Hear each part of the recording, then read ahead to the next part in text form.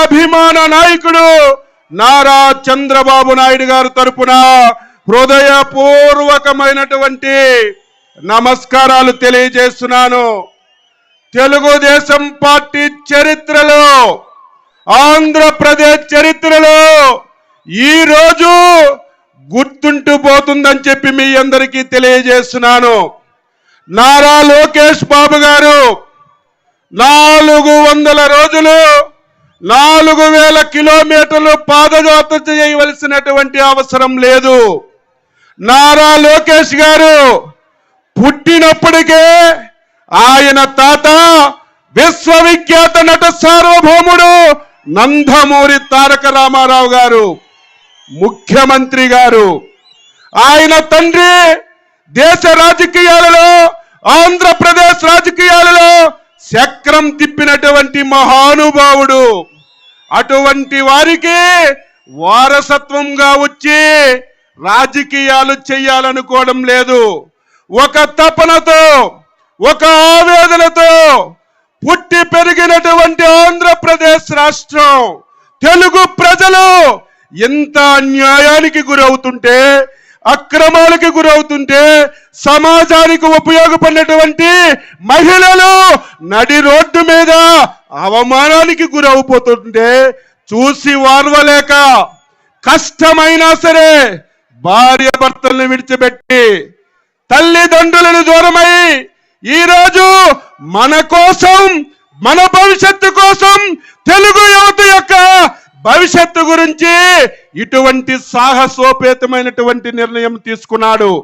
దానికి తెలుగుదేశం పార్టీ కాదు, ఆంధ్రప్రదేశ్ లో ఉన్నటువంటి 5 కోట్ల మంది ప్రజలు మద్దతు తెలిపి ఈ యువగల పాదయాత్రని సక్సెస్ చేయవలసినటువంటి అవసరం ఉందని ఈ సందర్భంగా తెలియజేస్తున్నాను.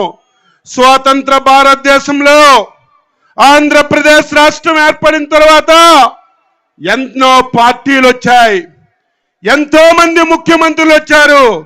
కానీ మొట్టమొదటిసారి ఒక సైకో ముఖ్యమంత్రి, ఒక పిచ్చి జగన్మోహన్ రెడ్డి ఈ రాష్ట్రానికి రావడం ఆంధ్రప్రదేశ్ ప్రజలు చేసుకున్నటువంటి దౌర్భాగ్యం అని చెప్పి ఈ సందర్భంగా తెలియజేస్తున్నాను. 3.5 సంవత్సరాలుగా ఏ ఒక్కరైనా సరే సంతోషంగా ఉన్నారా? ఏ ఒక్క వర్గమైనా సరే ఆనందంగా ఉన్నారా?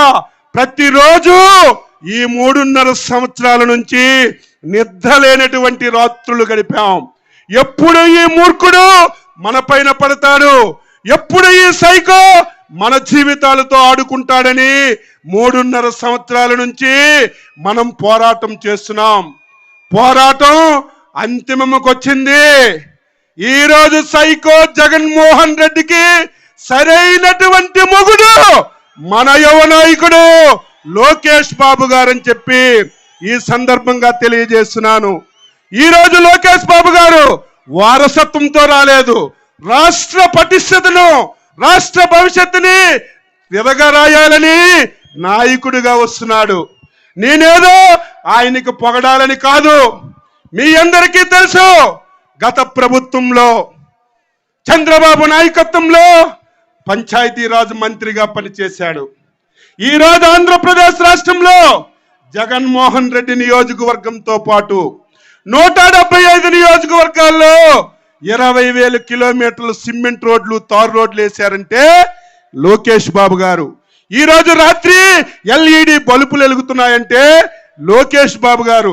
ఈరోజు ఆంధ్రప్రదేశ్ ప్రజలు గుక్కెడ నీళ్లు తాగుతున్నారంటే పంచాయతీరాజ్ మంత్రిగా లోకేష్ బాబు గారు సమర్థవంతంగా పనిచేసినటువంటి నాయకుడిగా గుర్తింపు పొందినటువంటి వ్యక్తి లోకేష్ బాబు గారని చెప్పి ఈ సందర్భంగా గుర్తు చేస్తున్నాను.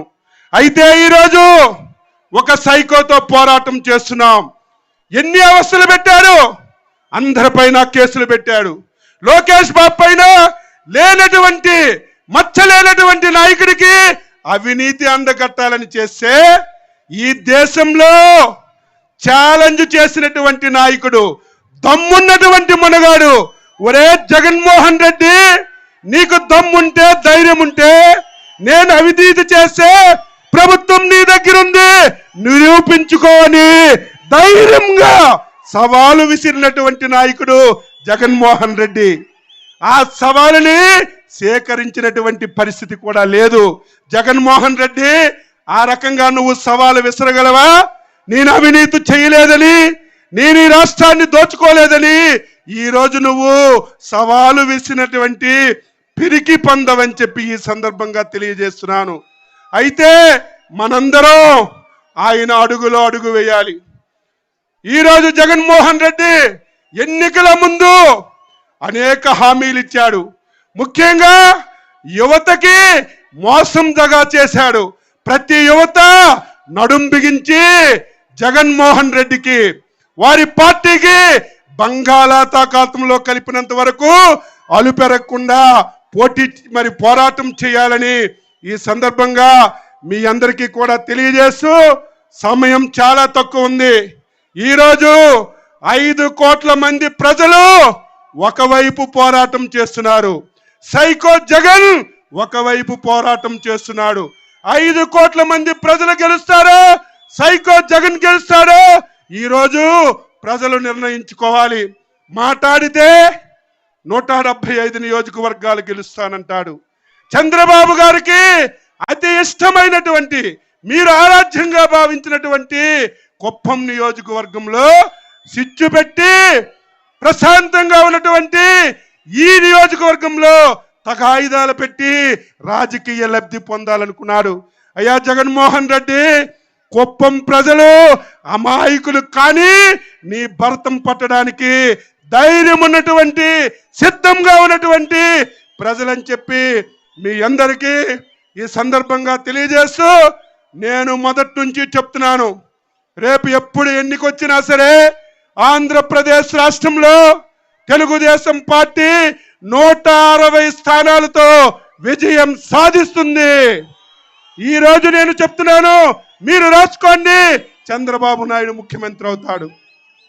అయితే చంద్రబాబు నాయుడు చాలా మంచి వాళ్ళు.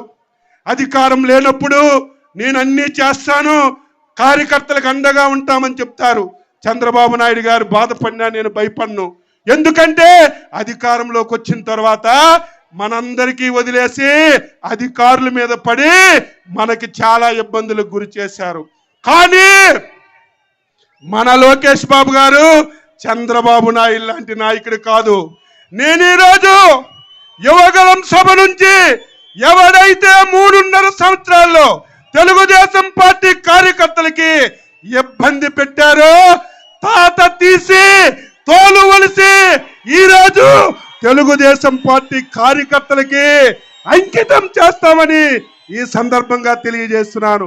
కొంతమంది పోలీస్ ఆఫీసర్లు ఎంత బాధపడుతున్నాం, ఎస్పీకి అడిగితే 500 మంది పోలీసులకి లోకేష్ బాబు గారికి బంధు